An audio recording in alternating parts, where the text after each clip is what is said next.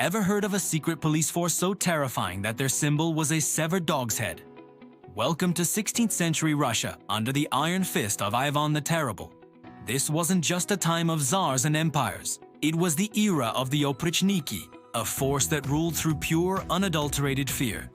Picture this: riders on black horses, cloaked entirely in black, galloping across the land. This wasn't some fantasy army. They were the Oprichniki, Ivan the Terrible's personal death squad. Their emblem was a dog's head and a broom, symbolizing their mission to sniff out treason and sweep it from the kingdom. And they took their job very, very seriously. Their creation marked the beginning of a dark chapter in Russian history known as the Oprichnina. Their mandate was simple: ensure absolute loyalty to the Tsar by any means necessary. This meant they operated completely above the law.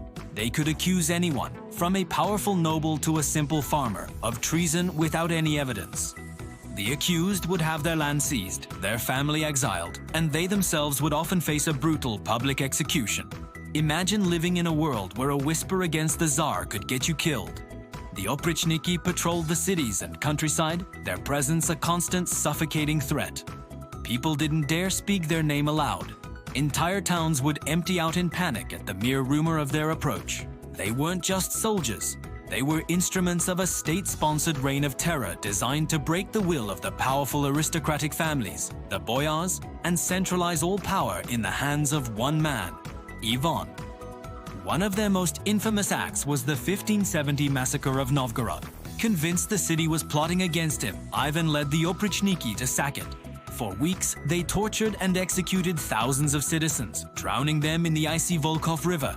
It was a brutal message to the rest of Russia. No one was safe from the Tsar's wrath. This campaign of terror reshaped Russia's political landscape, crushing the old nobility and cementing the foundation for centuries of absolute autocracy. But just as suddenly as they appeared, the Oprichniki vanished. After about 7 years, Ivan the Terrible abruptly disbanded them, even outlawing the very mention of their name. Why? Historians debate the exact reasons. Perhaps they grew too powerful, or perhaps Ivan simply decided their purpose was served, but their legacy was permanent. The Oprichniki left deep scars on the Russian psyche, creating a tradition of state control and surveillance that would echo for generations to come. They were a chilling reminder of how a ruler's paranoia can unleash a nightmare on an entire nation. Thanks for watching. If you found this dive into history interesting, make sure to like, subscribe, and hit the notification bell for more stories from the darkest corners of the past.